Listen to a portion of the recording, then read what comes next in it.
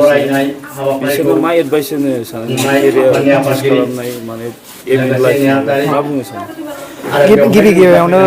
बयनिसिमबो आंनि अननाय आरो सिबिनायखौ बावहरग्रोबाय दा बे गामियावहाय बेबायदि बरायनाय हाबाफारिखौ लानानै बिराद गोजोननाय मोन्दों प्लास गामियाबो माने उत्साह मोन्दों जाहाथे गावसिनि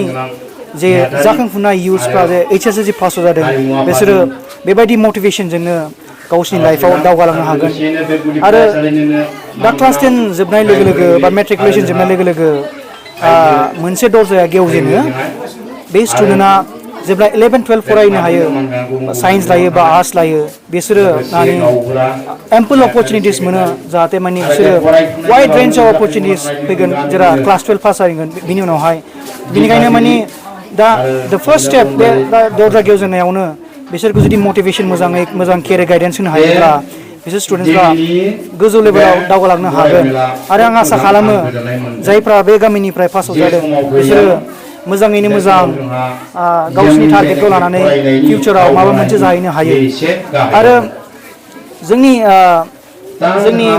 जायफोर साइन्स बा आर्ट्स लादों बिसोरो मोजां क्लास 12खौ मोजां रिजाल्ट खालामनानै मोनसे प्रफेशनेल कर्स लानानै टारगेट लानानै बा गोल लानानै बिसोरो फरायोबा गावनि जिउआव बा गावनि लाइफआव सक्सेसफुल जानो हायो थ' दा जेनेबा प्रेक्टिकेलि सानोब्ला जाय मानसिया अलरेडि बे कर्सखौ फरायनानै एक्सपिरियेन्स मोननानै प्रेक्टिकेल एक्सपिरियेन्स मोननानै फरायनानै बा लोगोफोरा फरायनानै बेखौ मिथिनाय बेफोरो मोजाङै मोजां साजेसन होनो हायो दा बेनिखायनो आं सानो माने आंबो 24/7 अपेन सोरबाफोर जुदि माबाफोर एडभाइस नांगौ बा केरियार काउन्सिलिं नांगौ बा साजेसन्स नांगौ जों बेबायदि टाइम टु टाइम काउन्सिलिंखौ बानायखायो अनलाइनबो तो बिनि गेजेरजों जोंबो माने IITs जेनेबा IIT Kharagpur IIT Bombay IIT Madras बेफोरनि स्टुडेन्टफोर बर' स्टुडेन्टफोरखौ ज' लानानै जोंबो बेबायदि केरियार काउन्सिलिं खालामो दा आं आसा खालामो जे जायफोरनाव डाउट दङ बिसोरबो माने जोंखौ एप्रोच खालामनो हागोन बा रिक्वेस्ट खालामनो हागोन जों बिसोरनि थाखाय स्पेशलाइज्ड काउन्सिलिंबो बानायनो गोसो दङ दा बे प्रब्लेम जादों गथ'फ्रा बाइक सालायनाय मबाइल बाहायनाय जौ लोंनायनि साबायनाय बिनि नंगौ बे कारेन्ट ट्रेन्डिं जा इस्यु दङ बेफोरखौ माने मोजां ससाइटियाव मोजां नोजोर होनाया गाहाम जाहाथे माने बिसोरनि लाइफआ स्पइल जाया बेनिखायनो आं एडभाइस खालामो जाय फरायफुनाय गथ'फोर बिसोरो मोनसे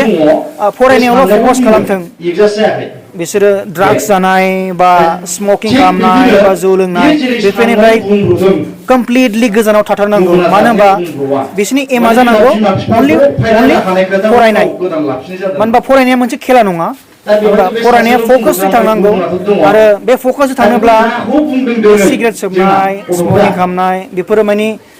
नोंनि लाइफखौसो हेम्पार खालामो नोंनि फकास थांनायावहाय हेल्प खालामा थ' बेनिखायनो आं खावलायो दानि जाखांफुनाय इयुथफ्रा बेबायदि गाज्रि रोखोमनि ड्राग्स बा स्मकिं बा ड्रिंकिंआवहाय जाहाथे बिसोरो गोग्लैया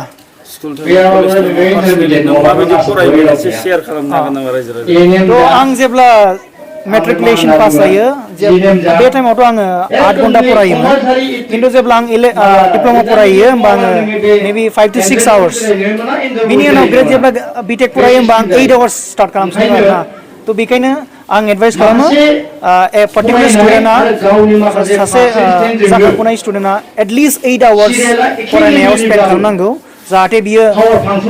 आइडिया कनसेप्टसफोरखौ गावनो गाव मोजाङै मोजां बुजिनानै गोजौआव दावगालांनो हायो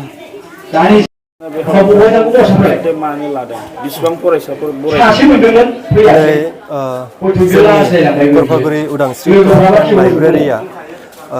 देग्लाय 2023 मायथाइयाव मेट्रिक आनजादाव उथ्रिसार जानो हानाय फरायसाफोरखौ सेथि नैथि थामथि थाखोआव उथ्रिसार जानाय फरायसाफोरखौ जोङो देग्लायजों जोङो थामथि खेब जाबाय बे हाबाफारिखौ दायो जोंहा देग्लाय उथ्रिसार जानो हादों सेथि थाखोआव जोङो 3 मोननो हादों लोगोसे नैथियाव 3 आरो थामथि थाखोआव जोङो 1 मोननो हादों गामि हिसाबै जोङो मोनसे मोजां सोलोंथाइखौ जोङो मोननो हादों आरो दायो जोङो बेखौ नोजोर बोनानै जोंनि नैबे कर्मचारी उदांस्रि क्लाबा नैबे जोंनि 239 खरफागुरि गुदि फरायसालियाव दिनै सानसेनि हाबाफारिजों जोङो बिथांमोनखौ मान बावनाय जाय फरायसाफोरा सेथि थाखोआव उथ्रिसार जानो हादों बेखौ जोङो मान बावनाय आरो नैथि थाखो थामथि थाखोआव उथ्रिसार जानो हानाय बिथांमोनखौ जोङो बरायनाय हाबाफारि लादों। लोगोसेयैनो जोङो दालाइसा दुलाराय बर' फरायसा आफादा नैथि दालाइसा खोन्दो रोंगौथि सायख' आनजाद बे आनजादखौ थांनाय नैबे 2023 मायथाइयाव लादोंमोन। दा बे लानायाव दिनै जोंनि नैबे 774 नं खरफागुरि गुदि फरायसालिनिफ्राय माने जोंनि गामिनिफ्राय जोङो साथाम माने जोङो मोननो हादों। 5 थाखोआव जोङो सानै भगवान आरो भक्त जोङो बेयाव मोननो हादों आरो 4 थाखोनिफ्राय जोङो भक्तआव जोङो मोननो हादों। दा बै फरायसाफोरखौबो जोङो उदांस्रि क्लाबनिफ्राय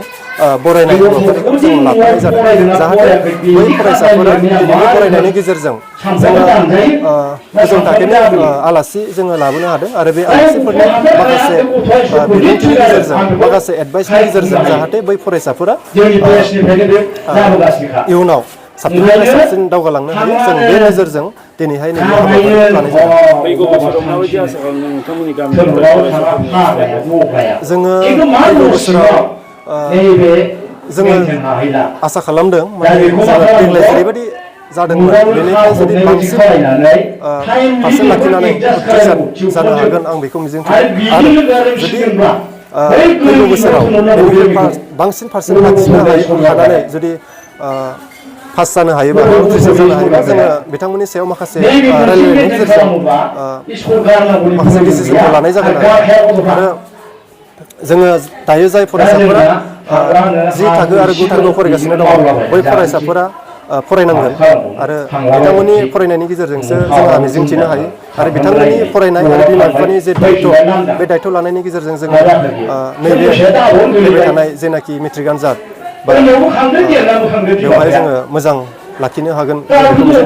आरो खोनानो मोनदों देग्लायनिफ्राय मेट्रिक आनजादाव थाहैनाय नंला जों बेखौ मिथिनो मोनदों आरो हायार सेकेन्डारि एग्जाम जागोनखौ जोङो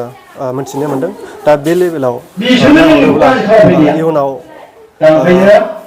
माने नैबे मेट्रिकआ थाहैयाबो जानोबो हागौ दा बेखौ